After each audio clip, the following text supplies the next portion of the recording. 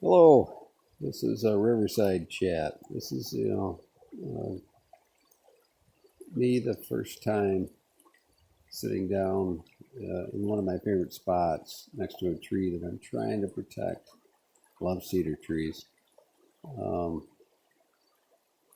if for no other reason than to provide something to my children, um, because the world has gotten a little crazy. Not just since the internet, but since the rise of social media and particularly the monetizing of social media. And as you can see, I'm a Caucasian, probably of European descent. I don't know. I grew up an American. I will, remain an American. I believe in America. I believe in what it was founded on.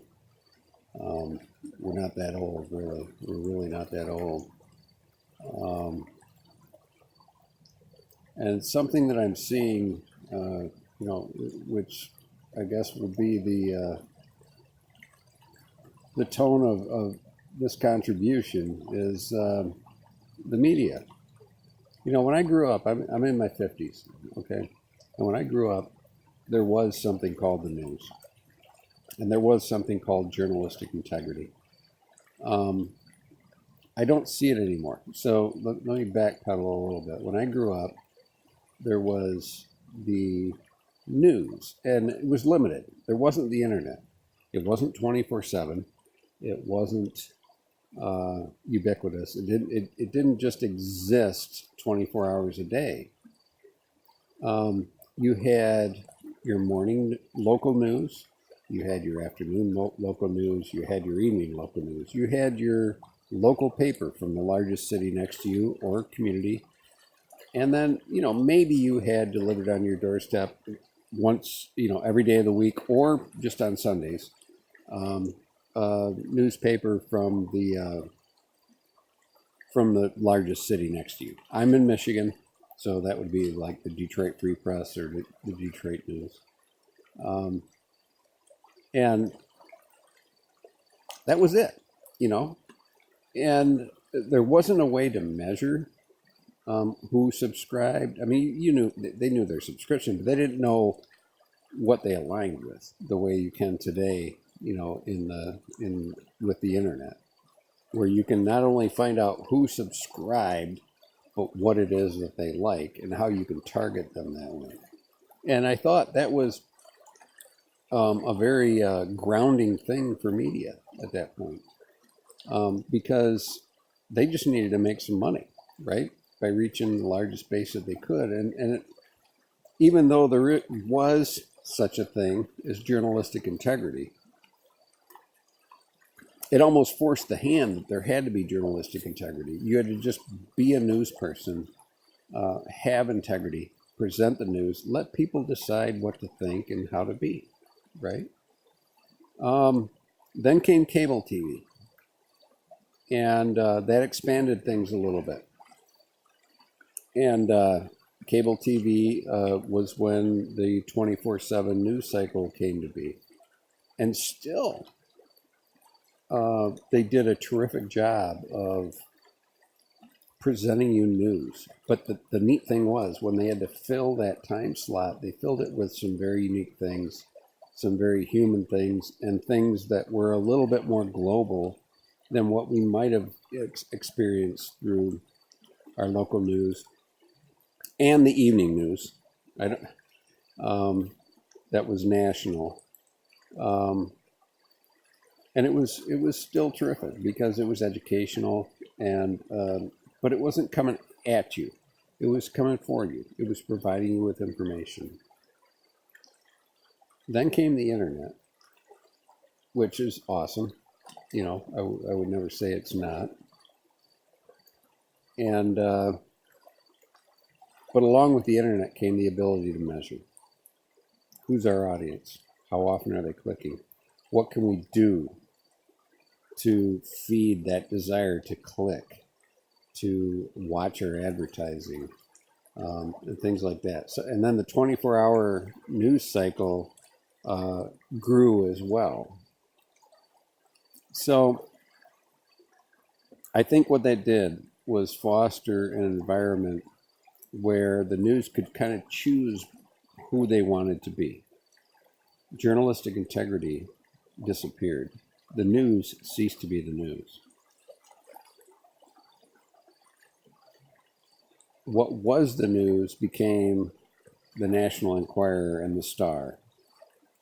Because if you can just click and not have to reach into your pocket and pay some money for that newspaper that was sitting, at the end of every grocery store aisle that talked about aliens and, things like that.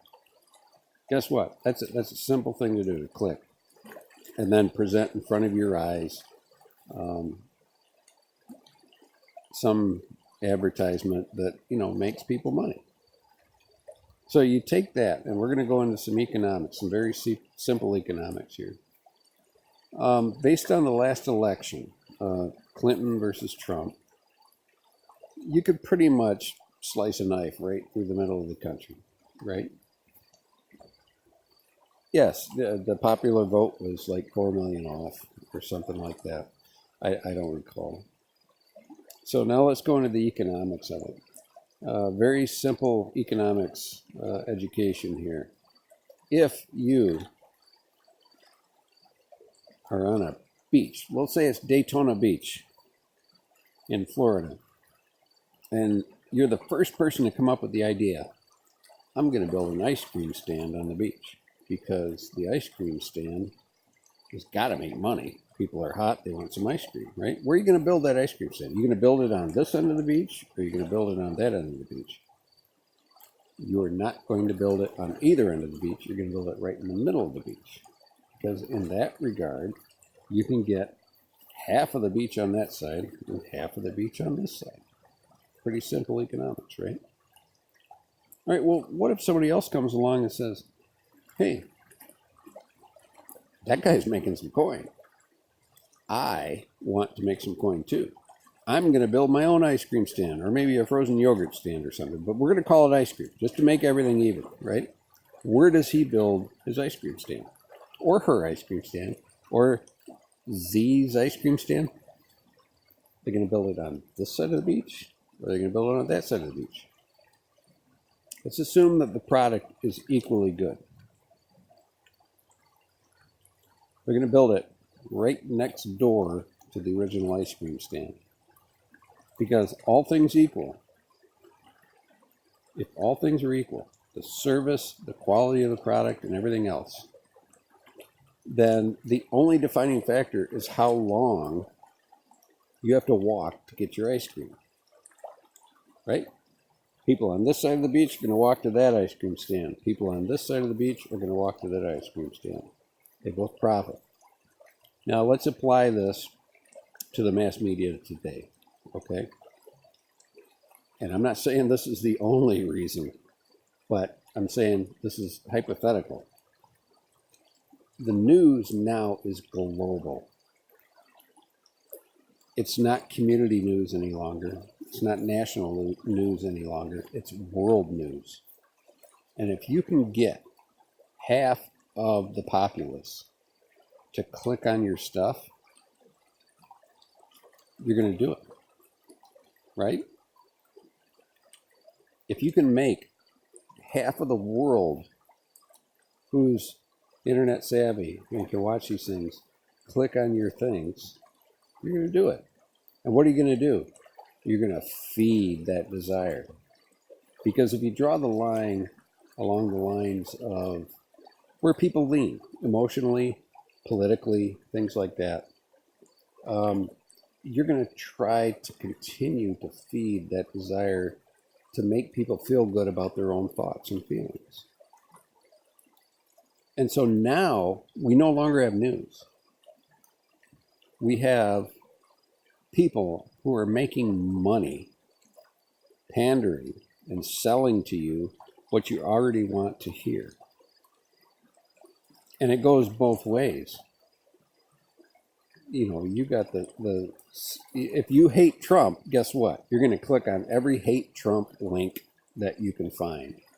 If you support Trump, you're going to do the same thing. And instead of Walter Cronkite, he should be a saint in my eyes. who just gave us the news. And when he gave an opinion, he stated it was an opinion. Fast forward to today, and you have people telling you what to think. You have people telling you how to feel. I don't subscribe. I don't subscribe. In fact, I block, those things. So the entire intent of this, the very first attempt on my part, with no preconceived, words written on the page, is be your own self.